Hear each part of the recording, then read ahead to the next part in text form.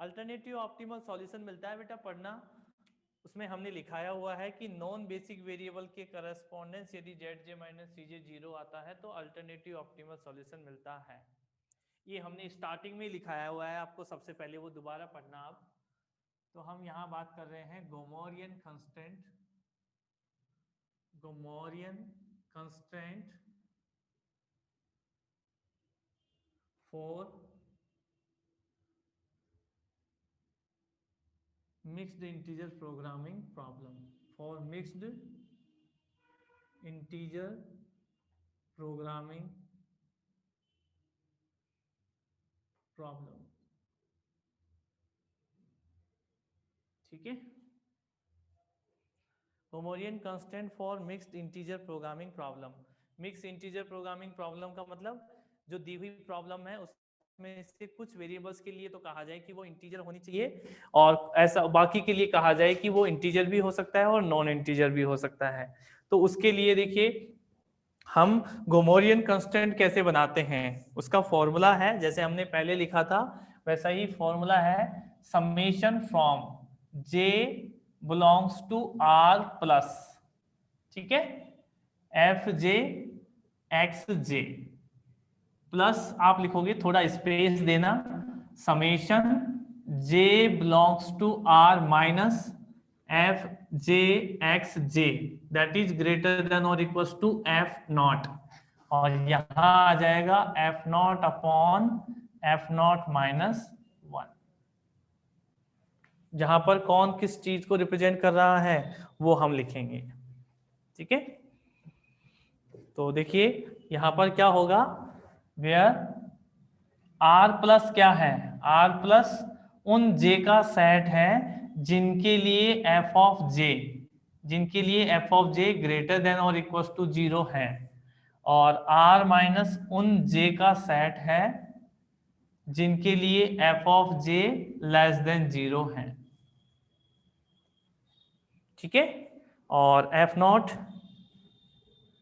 Is fractional part, fractional part of B, F not is fractional part of B है। तो देखो यहां पर क्या करना है आपको, ये कह रहा है कि एफ जे एक्स जे, एफ जे का मतलब वही फ्रैक्शनल पार्ट है, आप उन फ्रैक्शनल पार्ट को अलग कर लो जिनका फ्रैक्शनल पार्ट पॉजिटिव है।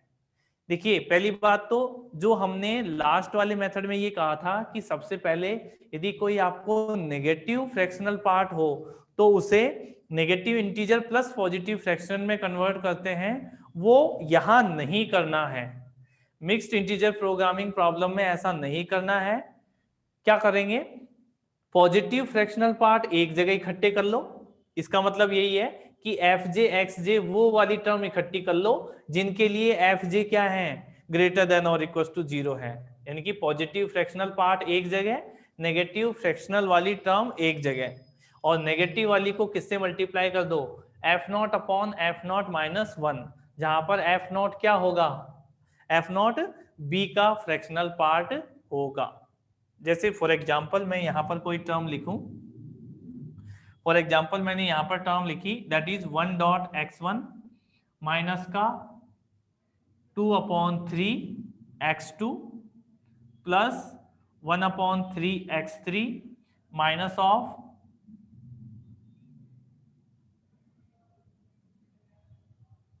3/4 x4 plus x5 is equals to 10/3। ये मैंने कोई भी एक इक्वेशन लिख ली। ठीक है, अब हमें क्या करना है, इसमें हमें वो वाली टर्म ढूंढनी है जिनका फ्रैक्शनल पार्ट पॉजिटिव है। तो कौन कौन सी टर्म है, एक तो ये टर्म है जिसका फ्रैक्शनल पार्ट पॉजिटिव है, इसका 0 है, इसका 0 है, तो इन दोनों को तो लिखना ही नहीं है, वो खुद देगा, क्वेश्चन में देगा कि आपको या आपकी जो दी हुई प्रॉब्लम है वो किसकी है। यदि क्वेश्चन में ये कह रहा है कि ऑल वेरिएबल्स आर इंटीजर तो प्योर वाली है, और सिर्फ ये कह रहा है कि सिर्फ ओनली x1 है वो इंटीजर है, x2 के ऊपर कोई रेस्ट्रिक्शन नहीं है तो वो मिक्स्ड की है, या फिर खुद ही कह देगा। Solve mixed integer programming problem या प्योर इंटीजर प्रोग्रामिंग प्रॉब्लम, तो वो तो क्वेश्चन में खुद कहेगा। ठीक है, तो यहां पर देखिए हम क्या कह रहे हैं, पॉजिटिव वाले एक जगह इकट्ठी कर लो 1/3x3। ठीक है, जिनका पॉजिटिव फ्रैक्शन है वो अलग इकट्ठी कर लो, और जो नेगेटिव है वो अलग इकट्ठी कर लो। प्लस नेगेटिव वाले कौन कौन से हैं, ये आ जाएगा -2/3x2 और -3/4x4। ध्यान रखिए, दोबारा से बता रहा हूं, यहां पर नेगेटिव फ्रैक्शन को नेगेटिव इंटीजर और पॉजिटिव फ्रैक्शन में कन्वर्ट नहीं करना है। जो इक्वेशन जैसी दी हुई है उसको एज इट इज आप पॉजिटिव अलग कर लो और नेगेटिव अलग कर लो। तो ये आपकी नेगेटिव अलग हो गए, पॉजिटिव अलग हो गए। फ्रैक्शनल पार्ट कितना आएगा इसका, 1/3। फॉर्मूले में क्या है, ग्रेटर देन और इक्वल टू 1/3 हो जाएगा, और किससे मल्टीप्लाई करना है, 1/3 अपॉन 1/3 माइनस 1 से। ये बनने वाला आपका कांस्टेंट क्या बनेगा, गोमोरियन कांस्टेंट होगा। दोनों तरफ माइनस से मल्टीप्लाई करेंगे, लेस देन और इक्वल टू -1/3 आ जाएगा, और फिर वही डुअल सिंप्लेक्स मेथड से हमें सॉल्व करना होगा। तो सिर्फ इतना सा है, बाकी की हमारी वही कैलकुलेशन है।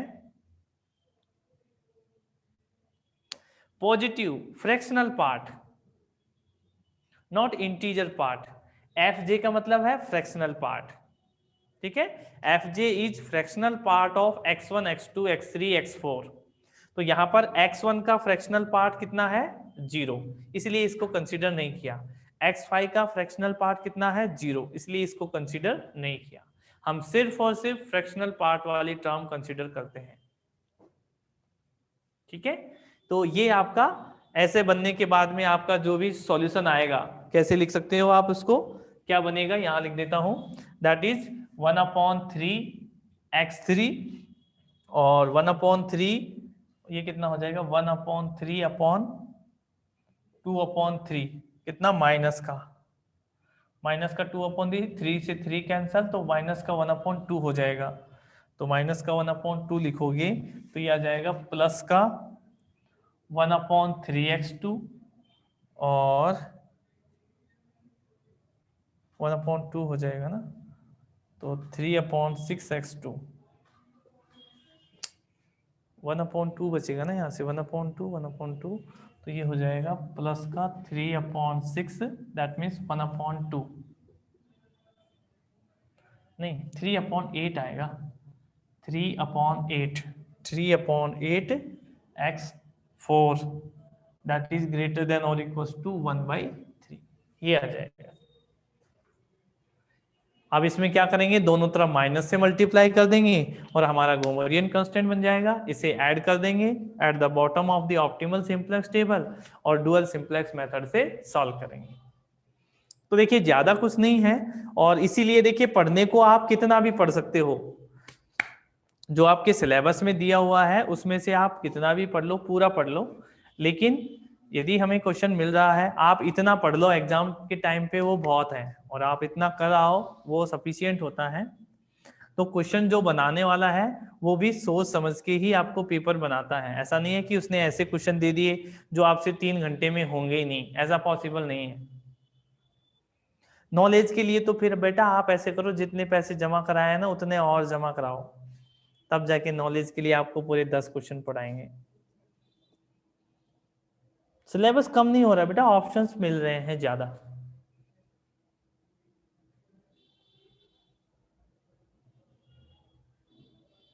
बेटा नहीं लिखना ना ऐसा, यही तो आपसे कह रहे हैं कि -3/4 को -1 + 1/4 नहीं लिखना है। यहां पर जो टर्म जैसी है उसे एज इट इज ही लिखना है, जो टर्म जैसी है उसे एज इट इज ही लिखना है। वहां पर प्योर इंटीजर प्रोग्रामिंग प्रॉब्लम में हम ये करते थे, लेकिन यहां पर हम ऐसा नहीं कर रहे हैं। अभी आपको बता देंगे, नेक्स्ट हम इसी के क्वेश्चन करेंगे जिनमें ये लिखा हुआ होगा कि सिर्फ x1 को इंटीजर बनाना है या फिर मिक्स्ड इंटीजर प्रोग्रामिंग प्रॉब्लम के क्वेश्चन ये होंगे।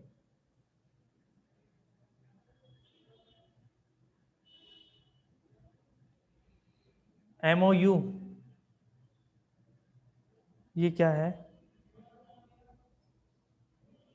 हाँ, पेपर तो यहाँ पर भी आपको 60% ही करना होगा, लास्ट टाइम के जैसे जैसे किया था वैसे ही करना है, पर अभी ऑर्डर नहीं आए हैं, बट आ जाएंगे उसके भी। ठीक है, वही 60% ही करना होगा आपको।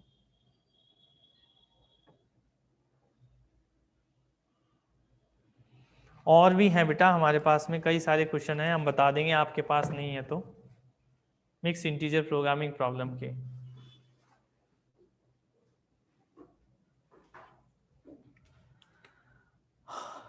10/3 को केवल हमने एज इट इज था उसका फ्रैक्शनल पार्ट लिया है, नेगेटिव इंटीजर पॉजिटिव थोड़ी ना बनाया है। 10/3 था, इसका 1/3 फ्रैक्शनल पार्ट लिया है।